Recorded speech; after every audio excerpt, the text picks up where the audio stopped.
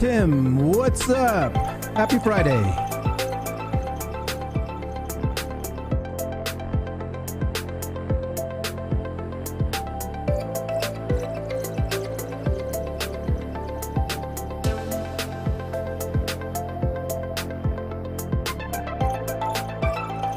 I see a few of you guys are early. Don't forget to say hi in the live chat.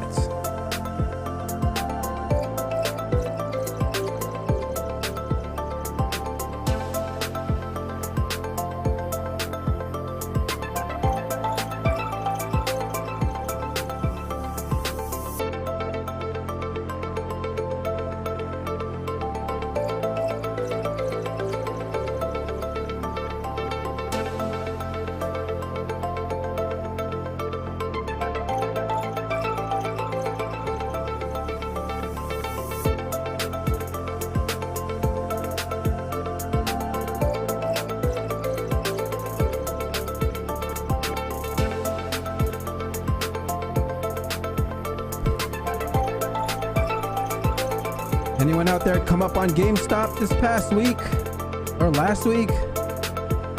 Let me know how much you made or lost.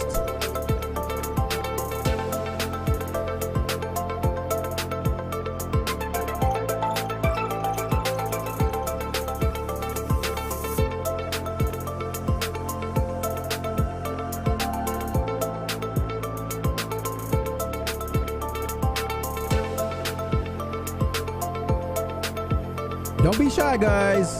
Say hi.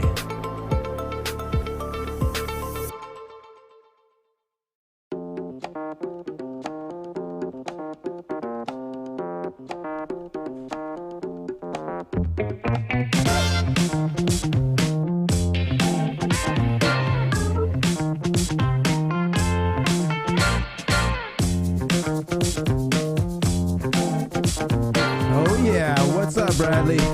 My mastermind buddy.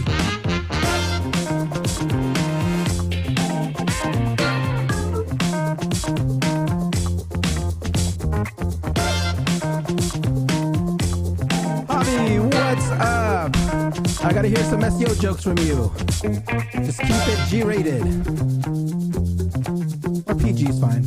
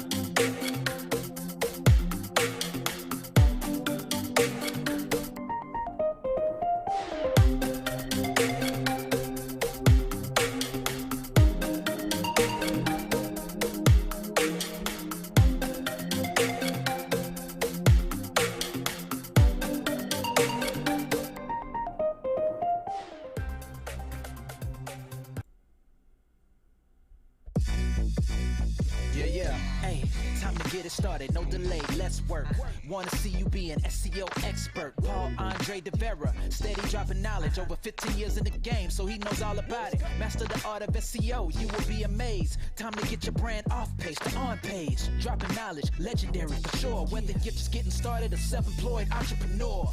Yeah, let's go. Subscribe to the SEO video show.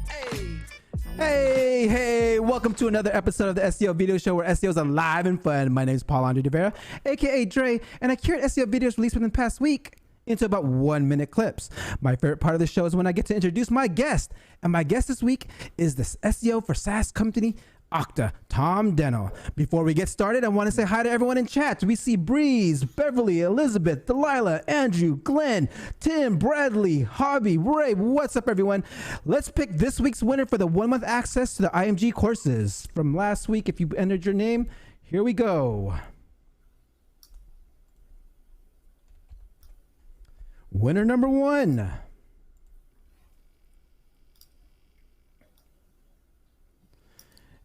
Andrew Dillon. Winner number 2. Freddie Dickerson. Last one. Breeze Alive.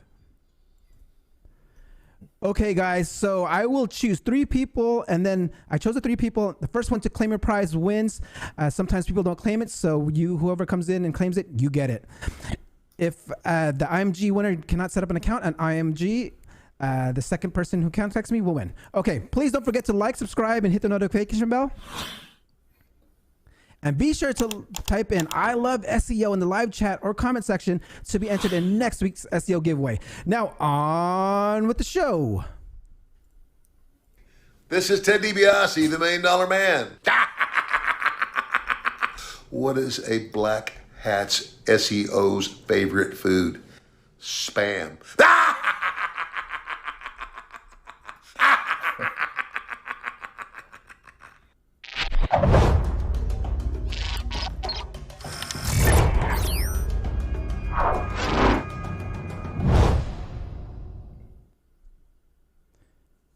First with Google News. Search Console Discover report now includes Chrome data. On the Google Search Central channel, a video on duplicate content was released and what to do with it. In the latest Search Off the Record podcast, the Google team talks about launching the new Google Search Central. Pay attention to how they optimize the site. They actually hired SEO firms to help them with their keyword research and actually excluded some of their suggestions. I found it very interesting that all the case studies they added to the site to show what improved organic results for certain companies was the implementation of schema. Bill Slawski is recovering pretty well and is back on the Bill and Eamon's Bogus Hangout channel.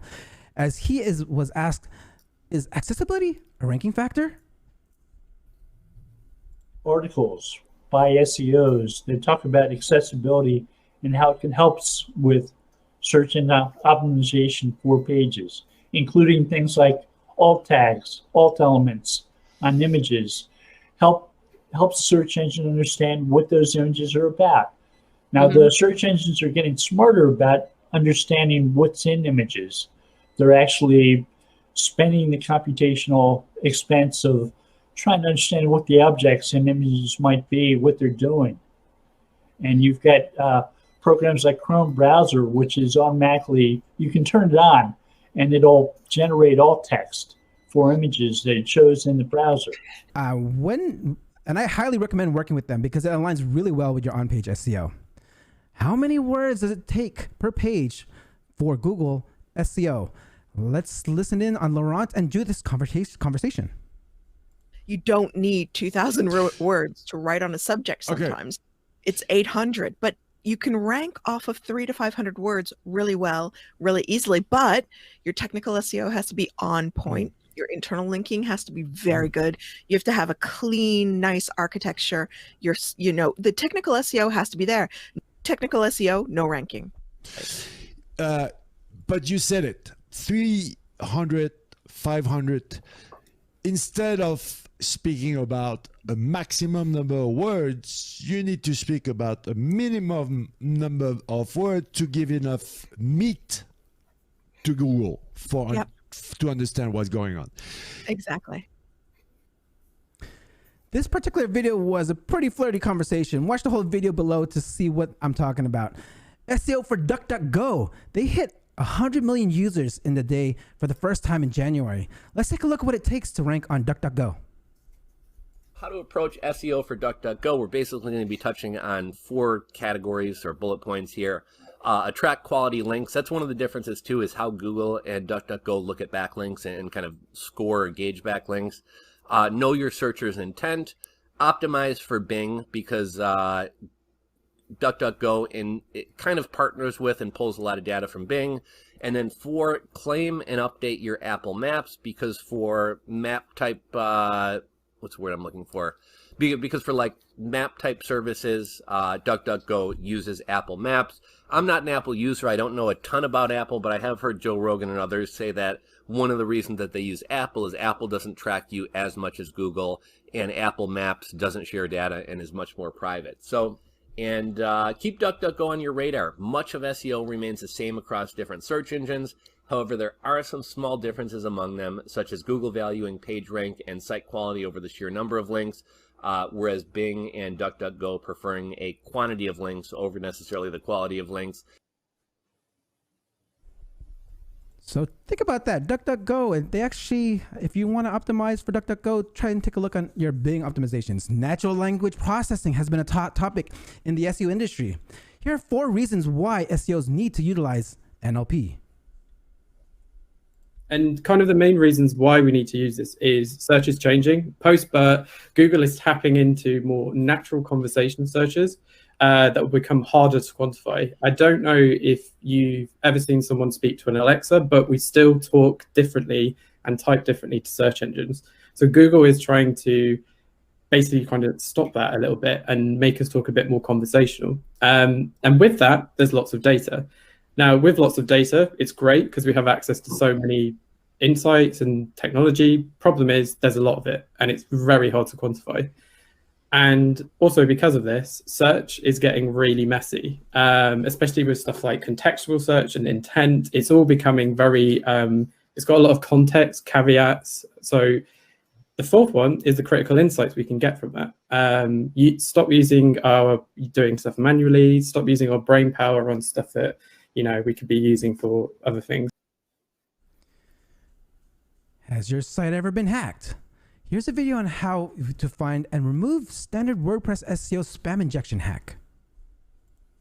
At first glance, the website looked pretty normal. The pages all seemed to work and the site loaded fine. The first red flag to me was about halfway down the homepage where the broken shortcode is present. Now, broken shortcode doesn't necessarily mean a site is hacked, but it does suggest problems and further investigation. The next step I took was to evaluate what Google had indexed. To do this, simply visit google.com and enter site, and the domain name. In this case, it's caltermite.com. Ouch. Would you look at that? That's almost 40,000 foreign pages injected into caltermite.com. Now, I'm going to click on the first result and see what happens. Did you see that? To the layman, everything seems to work, right? So where could the foreign text be coming from? Let me show you. This type of hack leverages cloaking. Cloaking refers to the practice of presenting different content or URLs to a human user versus a search engine. In this case, humans will see the pest control website, while Google obviously sees something completely different. Now, to see what Google sees is pretty simple. You want to click on the little upside down arrow next to the domain name and select cached. This is the most recent page Google crawled and stored in its index. As you can see, it's not CalTermite, it's an SEO spam site called Hassan. How can you ensure this doesn't happen to your WordPress website? Well, first, make sure all of your core files, plugins, and theme files are always up to date, and remove unused plugins and themes. There you have it. So check that out. You can check out the full video again in the description. A blog post was posted by Rand Fishkin that got a lot of people talking in the SEO industry this past week. Rand Fishkin discusses inferred links on Marie Haynes' podcast. When I say inferred links, what I mean is any type of signal that does not have a direct link, but that appears on the web in a way that Google's crawlers can interpret an association between a brand or a website, an organization, a person, whatever, an entity, right? some topic or some set of keywords or some a word or phrase or specific phrasing, a hashtag, whatever it is, right, that associates those two things. So maybe it could be the case that you see over time, I hope that when you search for audience intelligence, SparkToro appears somewhere in the top few results. And that's not because we have a bunch of links with the anchor text audience intelligence, or even because we necessarily have gotten links at all. But when Google crawls the web and they see people on Twitter saying, oh, SparkToro is a great audience intelligence tool, no link, no reference, but SparkToro and audience intelligence, Google can kind of connect the dots the same way a human being can. There you have it. I mean, there's been a lot of conversation about it, but I mean, he has a point there. I think that's the way Google should start going, instead of ranking on links, but entities, tying entities together. That'll be awesome. The tweet of the week was by Jenny Chu from the SEO from Uber. Basically, she has the tweet has a thread of everyday SEO tasks you'll come across as an enterprise SEO.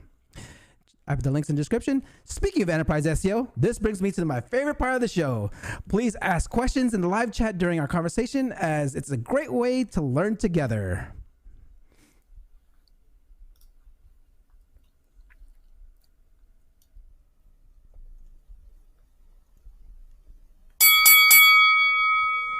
Tom Dehnel is an SEO consultant for technology and financial service companies. He stumbled across SEO in the field 4 years ago and never looked back. He's done SEO work for Goldman Sachs, Okta, Current, and a slew of VC and private equity firms, including recently at Andreessen Horowitz portfolio company. Tom lives in Northern California with his fiancée, Michaela. Current hobbies include driving a classic Mazda Miata and exploring the non-dualistic nature of the universe. Please welcome to SEO, the hand model, Tom Dehnel.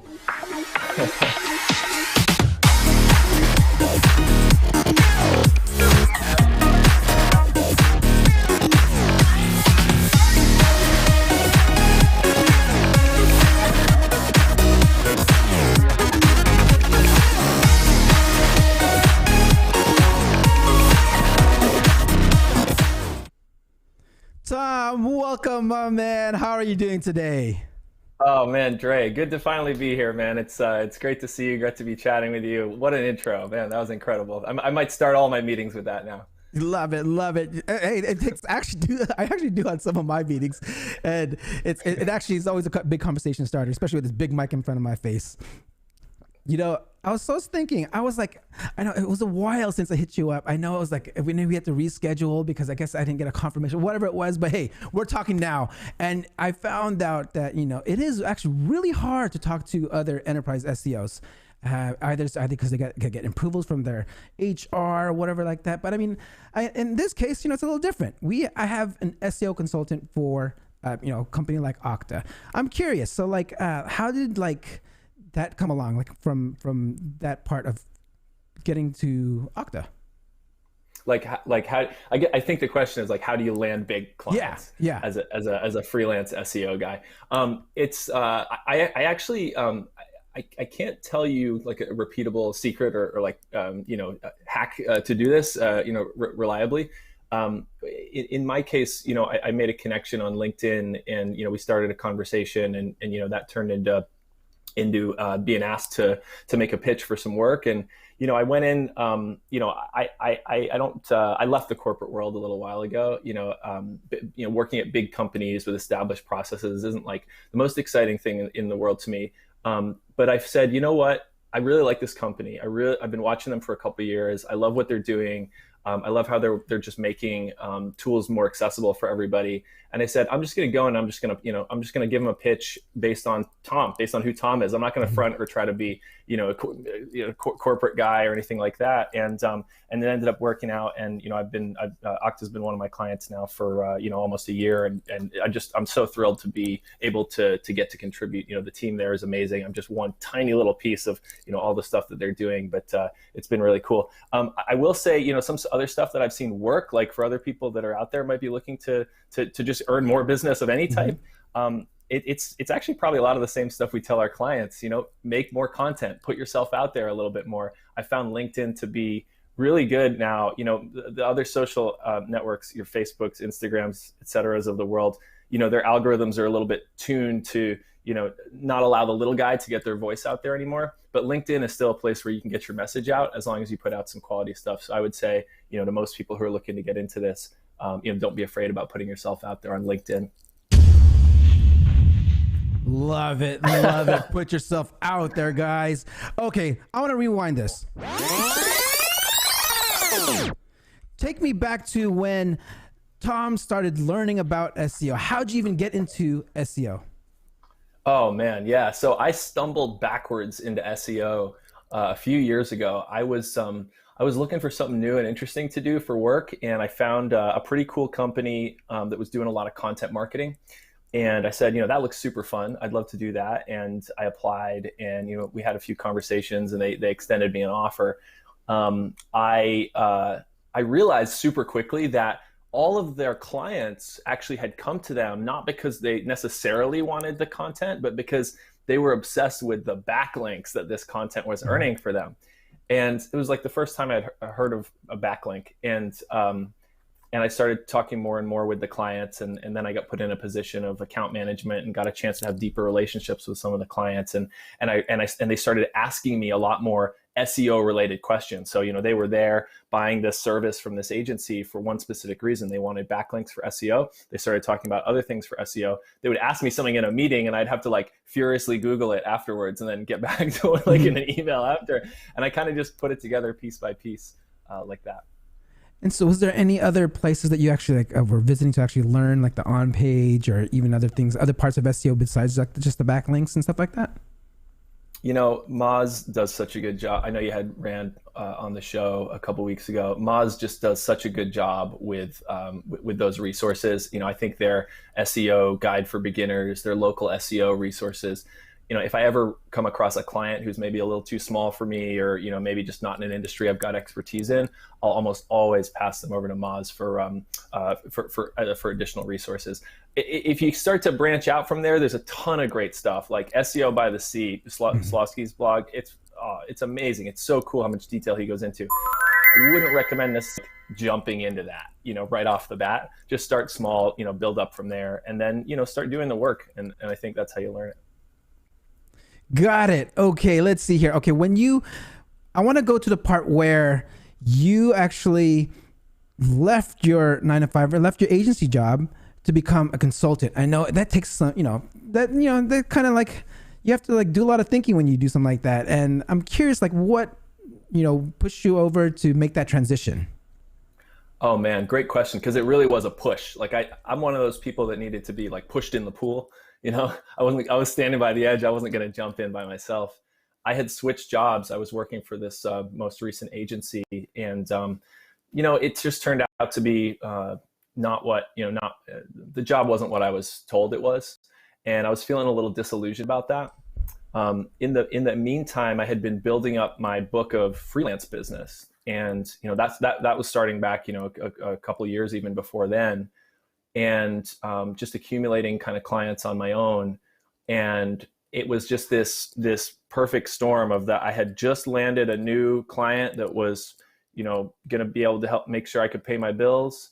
And I was feeling really disillusioned with that job that I told you about. And that was it for me. And that was January of last year. So that was, I'd been consulting for a couple of years before that, but that was when I went all in. And I'm so glad I did. It's funny, if you told me in January, this year we're going to have, COVID, we're going to have a civil rights movement, we're going to have, a insurrection or a coup, I would have been like, maybe it's not the right year to make the leap. Yeah. But in hindsight, I'm really glad I did. So that's how it worked. I would love to hear the story of that moment. I remember watching, some people don't know that you are a YouTuber and you have actually great videos, by the way. Great editing, great creative direction. I love it. I especially love the San Francisco one. It's a great representation of the city. And, but I want to go back to that one video where you said, I quit my job. And there's a story behind that because, actually, well, I think there's two of them. Well, there's one where you actually, someone, I guess, I just asked you at a coffee shop. What's that all about? like to like start working with them? Yeah. Yeah, that was how I got my first ever consulting client. This is going back a couple of years now, but I was actually working for an agency, and I was meeting with a potential client, a prospect in a San Francisco coffee shop. It sounds like a fake story, but it's absolutely true. And we're sitting down talking, and I'm doing my pitch, and across the table from me, this other guy sits down, and he interrupts my pitch. And I'm like, all right. He goes, excuse me. He's like, are you talking about SEO? I'm like, well, yes, I am. He's like, do you do consulting? I need help with that. And I was like, I was actually so frustrated that he interrupted my pitch that I was like, yeah, sure. Like, I hadn't done any consulting at this point, by the way. I was like, sure. Here's my email address, send me an email. And that's because I wanted to get back to what I was doing. Well, sure enough, the next day he reached out, and we had a couple of conversations, and I had a little more time to think about it. And I realized that I could actually really help this guy with everything that I had learned up until that point, because even though I wasn't an SEO expert, I certainly knew more than he did. And I was able to help him, get some basic building blocks in place.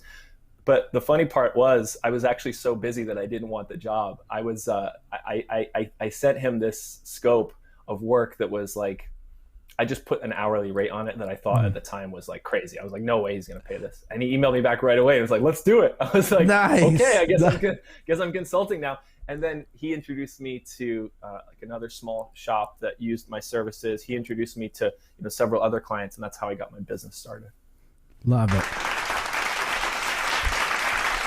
That's awesome story. Okay, so with that said, I mean, I wanted to go into also like, what is a Chameleon Collective about? I saw that on your LinkedIn. Is that also like that? Do you own that? Is that your company, or how's that work?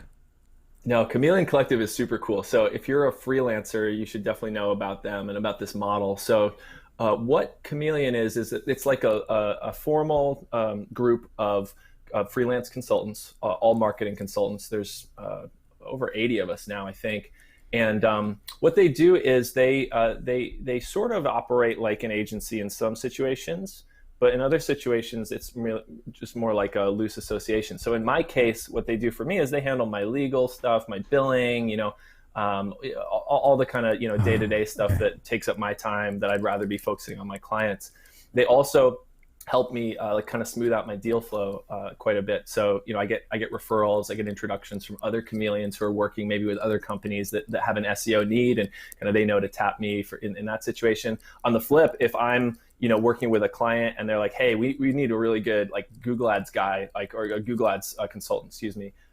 Then, I actually have like a stable of people that I could go and talk to and maybe like put on that work as well. So it's kind of this cool model, and I think we're going to see a lot more freelance and independent folks joining models like that. So check them out. Actually, yeah, Chameleon.co or Chameleon Collective. Just Google that and learn more about it. And if I can actually help anybody with that, feel free to reach out. Nice. Thanks for that little nugget there. But okay, so with Chameleon, do you actually have to pay anything? Is there like a membership fee, or how does that they got to make money somehow, right? Yeah. So I pay a cut of my revenue. Got it.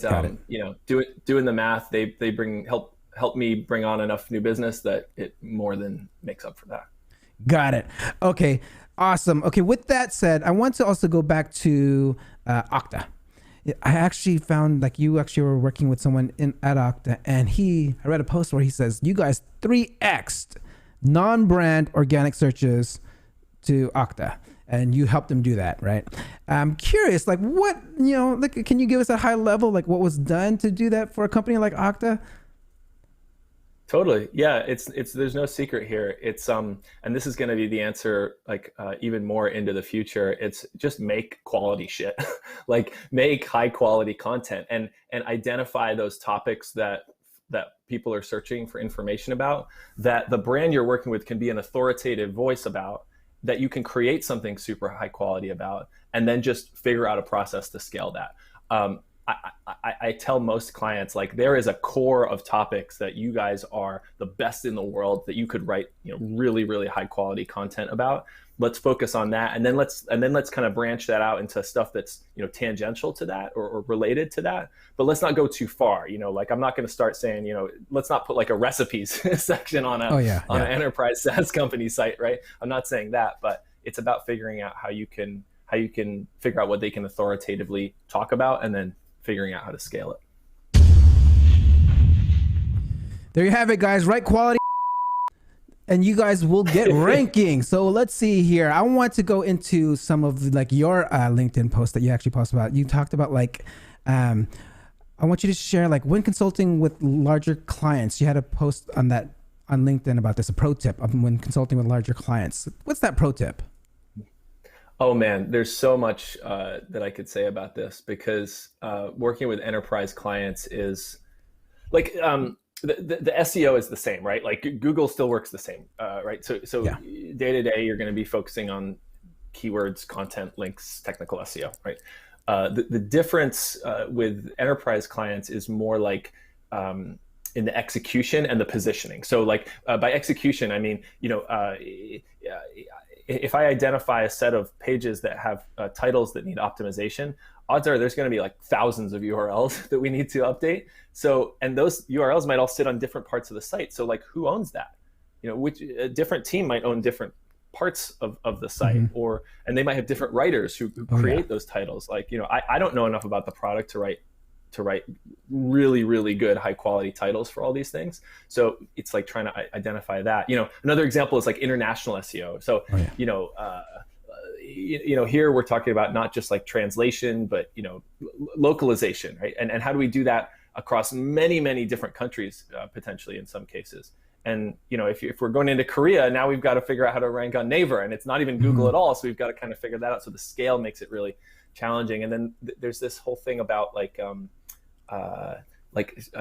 figuring out where you can go in the organization without stepping on anybody's toes. A good example is like analytics, right? Like in some companies, there's probably someone or even a team of people that handles all analytics, and they probably know way more about GA than I do. So, figuring out how to work with them.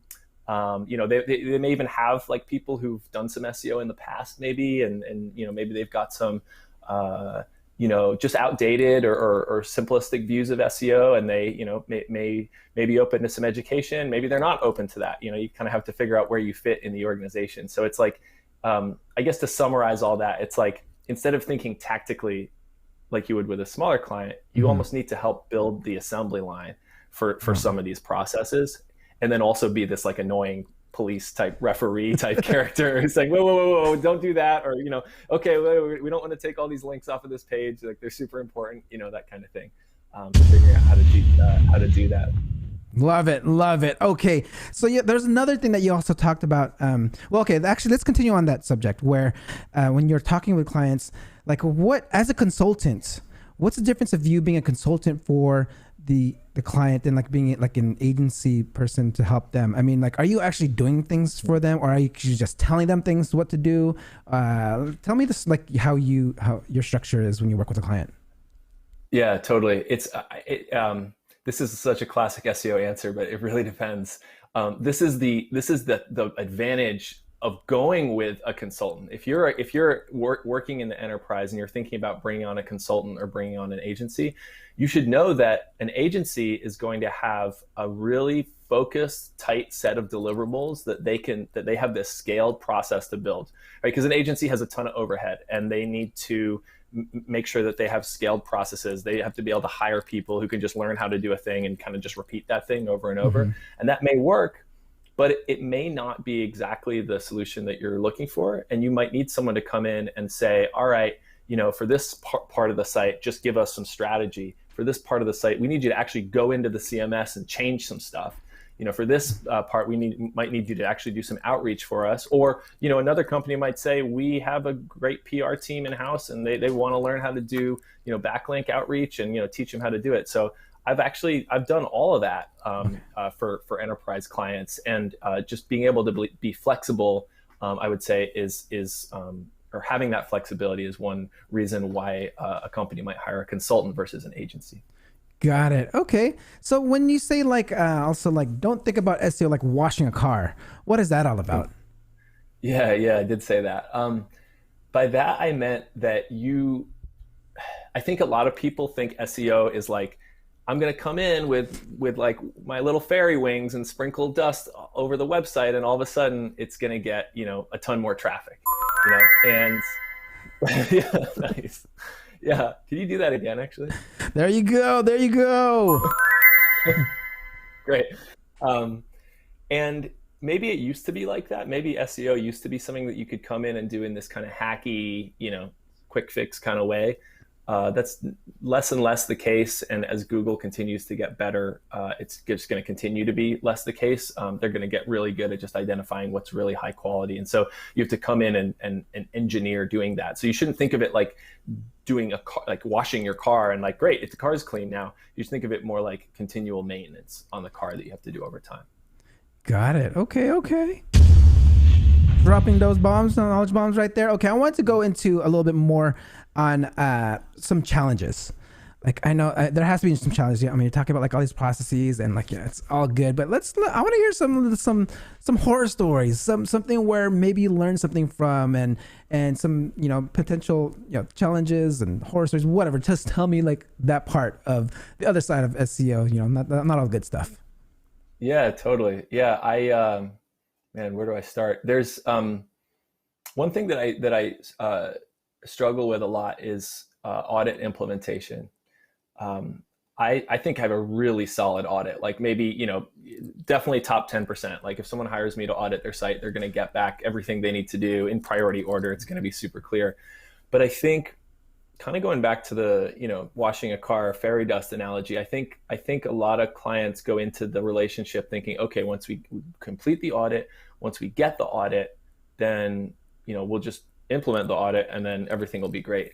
And that's just, a lot of times just not really possible. And it's not, it's no one's fault. It's just the structure of the organization. They might have, if they've got a dedicated developer who can work on SEO, then great. We're going to have a really smooth experience. Probably 99% of companies don't have a dedicated developer that they can just dedicate 100% to SEO. So you kind of have to fit in there a little bit. And where that can sometimes be a struggle, I actually had the same conversation this week with a developer at a startup I'm consulting for, where, he was kind of trying to manage his workload and his team's workload. And he was asking for some data to back up, the recommendation that I was making. And, I had to tell him, like, I don't have it. Like I've just been doing this for long enough that this is going to work, and we need to do it. And that kind of led to, a bit of conflict because I wasn't able to give him what he needed. But ultimately, we worked it out. But it can certainly be challenging, especially when there's like, folks who don't know about SEO or they think it's fine or, whatever it is. So that's, that's where most of my like difficulty comes from. But I have to say, in general, like I love working in this industry. It is so fun. I get to interface with so many cool people like you. I get to meet all kinds of like, leaders all the way from CEOs to people running venture capital firms, all the way down to, web marketing managers that are in the trenches with me. I really enjoy it. And I couldn't say a whole lot of bad stuff about it, honestly. Love it. Okay. So I'm curious, like if you're willing to share, like how many, clients can one person have? I mean, are you just working with yourself? Do you actually have some people helping you out that you outsource certain things? And like how does that work? Like in like the amount of load you can take on as a consultant? I try to keep everything just to me in-house. There are some situations where say we're scaling up content creation and we need to fill in a gap of 50 blog posts this quarter or something like that. Like I'll go outside for that, stuff like that. The number of clients I work with, it can really vary. I mean, it could be anywhere from 4 to a dozen, just depending on the current workload for everybody. Once it gets up to that level, it becomes really hard to kind of code switch, from one client to another. Once I start, if I ever use one client's name in a meeting with a different client, I'll know that I have too many clients on me, and I probably need to lose one. Thankfully, that hasn't happened yet. Nice, yeah. I mean, that would be like one of those moments where it's just like, wah wah wah. Yeah, totally. Well, I mean, okay. So, with that said, I want to like go into more like back to some of the when you were talking about like challenges on with this enterprise SEOs. Like you said you were creating content, and I'm curious, like when you said you're creating this content, like doesn't it, like for in my experience, it takes a long time for content to get approved, right? Because you have to go through approvals. I mean, like if you have this really strict brand tone or whatever it is, and how's your experience with that when you create content for enterprise companies? Yeah, that's very insightful, because that is a challenge that I have, particularly with larger firms. It really comes down to firstly just selling in the need to do it. So working not just with the person that you're working directly with, but also with their broader team, and then other teams who might need to be involved too. If we're making content, say on a web marketing team, and a product marketing team needs to approve or even act as a subject matter expert on a piece of content, you can't just dump it on their lap and expect them to do it, right? You have to come in and kind of explain, hey, here's how this content production is actually going to help you hit your goals. Here's how we're going to widen the top of the funnel or draw more prospects through the funnel and ultimately sell more of X. And I think so you have to do that work first. I think otherwise you're going to have a really bad time. And in those situations where I have to do that, I'm typically spending sometimes a couple of months making sure that everybody who's going to need to be on the boat is on the boat, because otherwise it's going to be tough. The one type of content review I haven't quite figured out how to make go smoothly yet is legal review. It seems like every time something goes to a legal review, all of a sudden there's like 9 people CC'd, and a bunch of different the types of lawyers that I never even heard of before are chiming in. But you just gotta deal with it sometimes. How long have you seen one piece of content get approved? Like when you said from conception, doing the keyword research, to finally going onto the website. Like what was that time frame look like for you? Like the longest ever, it's like still waiting. Like I just sometimes it just never gets approved. But it really varies. I mean, but I think in the enterprise, you might see anywhere from a week or 2 if everybody's on board and things are moving really smoothly, up to a couple of months in other cases. Oh, you've been pretty lucky. For me, I've been seeing average around 5 to 6 months. That's wow. Yeah, it goes through that many approvals. I mean, it's crazy in the enterprise world. Okay, with that said, I want to also go into your YouTube. I want to go talk about YouTube. I mean, you're a YouTuber. I've seen your videos. I mean, that's what actually wanted me to reach out to you when I was like looking on LinkedIn, see which SEOs are interesting to talk to. And you actually have like these interesting YouTube videos. I haven't seen you post anything lately. I mean, like tell me the story behind starting your YouTube channel. Because I think you were going to do more when you actually quit your job, right?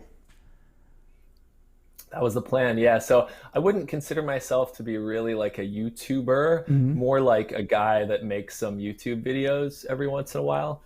I just really like it, I just really enjoy it. And the fact is, I did think that I would have more time as an independent consultant when I jumped in on that.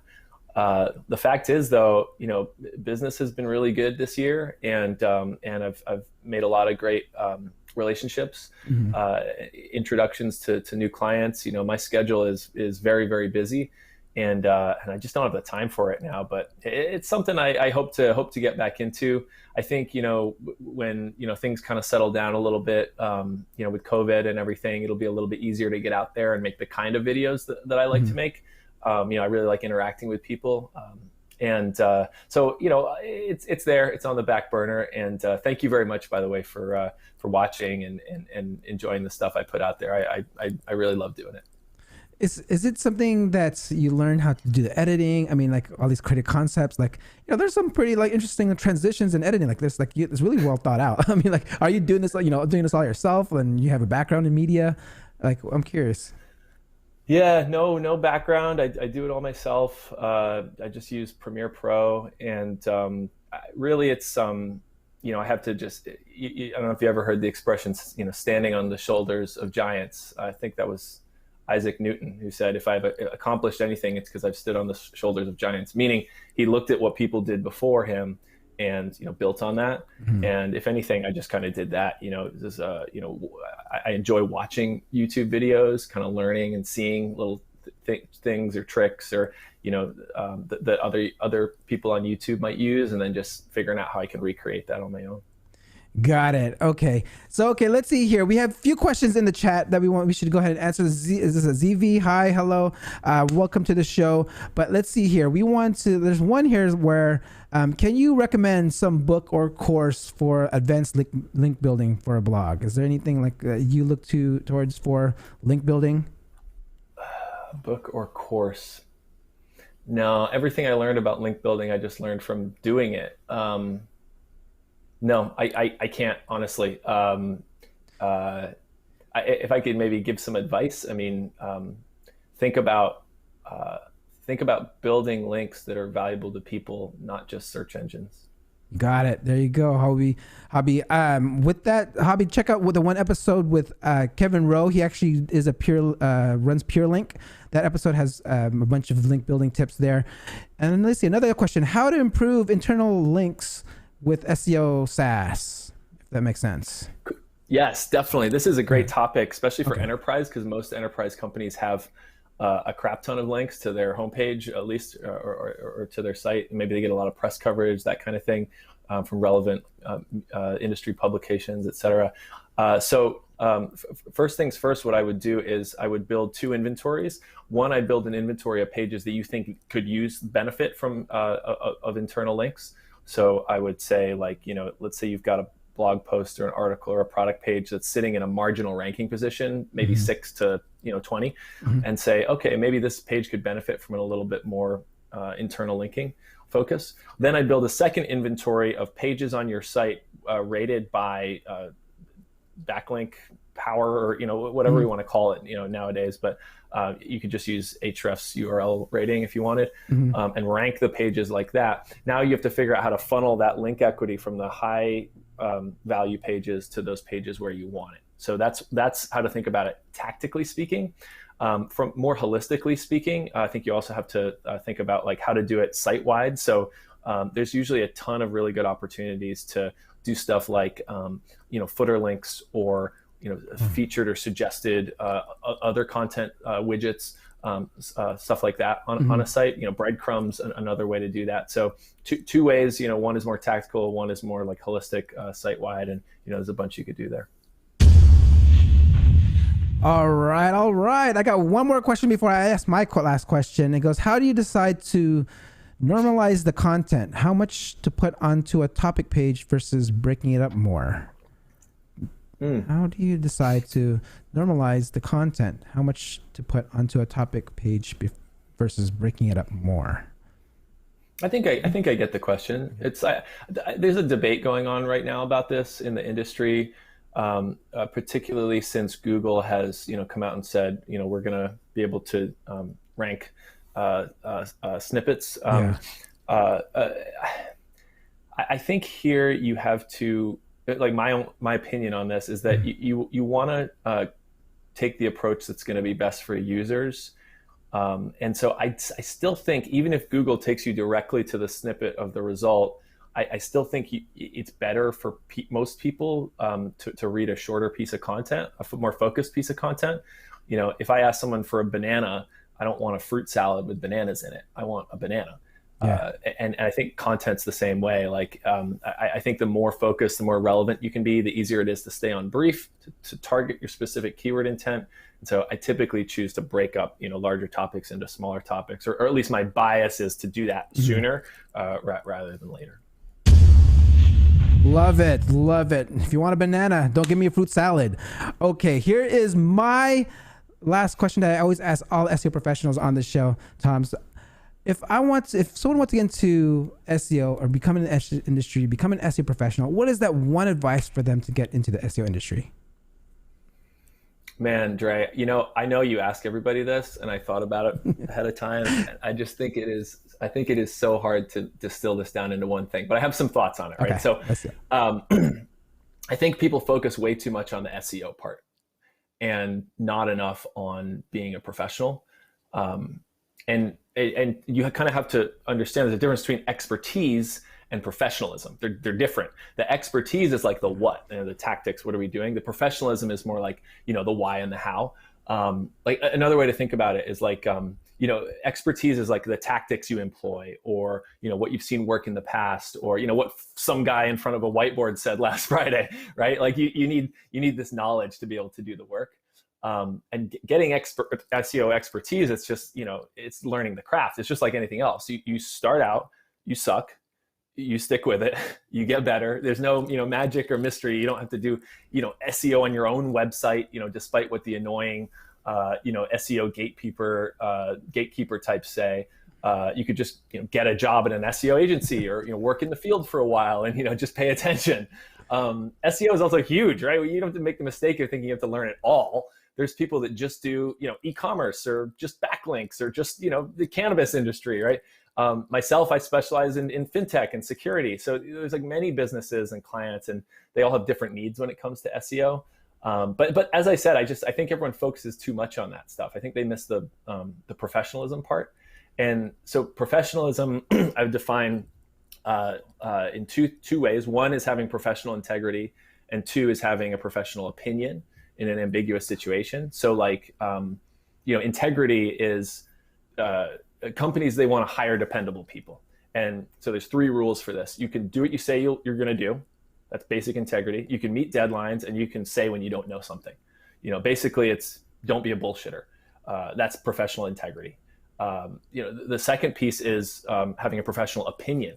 So a professional is somebody who you can go to when things are ambiguous, and they will give you their opinion about what you should do. Think about like, medicine or law, right? There's typically no one right answer. They're ambiguous fields. But instead, a doctor or a lawyer will give you a professional opinion. The SEO industry is similar to this. It's unfalsifiable, right? Google is a black box, and every website is different. So there's too many variables to say definitively, what the best course of action is in every case. Take like an example. What's the best title tag for a page? Well, there could be a couple of different ways to approach that, and one may not be more correct than the other. Or, someone might ask you, do I put these canonical, links in the HTML head, or do I put them in the HTTP headers? Or both. I have an opinion about that. Or, we've got limited dev hours this month because the team is, swamped with product development, and we need to compete with these other teams for resources. Like, what stuff should we focus our limited time on? There's not often a clear answer to that, and a professional is comfortable coming in and like giving that opinion and saying not just what's best for SEO, but also what's best for the business at this particular moment. So, listen to your client, make an effort to understand their environment, and make a recommendation based on that. And so, professional integrity and having a professional opinion, I think a real SEO pro should be able to meet both of those standards. Damn! Man, what an answer. I love that. No one has actually brought that up before. Professionalism is really, really a key thing to have. I mean, that was good. Tom, please, thank you. If anyone wants to get a hold of you, what's the best way that someone can contact you if they want to talk about enterprise SEO, or even talking about your videos? How can someone get a hold of you? Right now, I'm all in on LinkedIn, so just find me there, Tom Dehnel, and just reach out. Got it. Okay, Tom, please hold on for a quick second while I sign off real quick. All right. All right, guys, that concludes another episode of the SEO Video Show. Please don't forget to like, subscribe, and hit that notification bell. And also write "I love SEO" in the chats, in the comments below, to get entered to next week's SEO drawing. With that said, I will see you next week. Peace.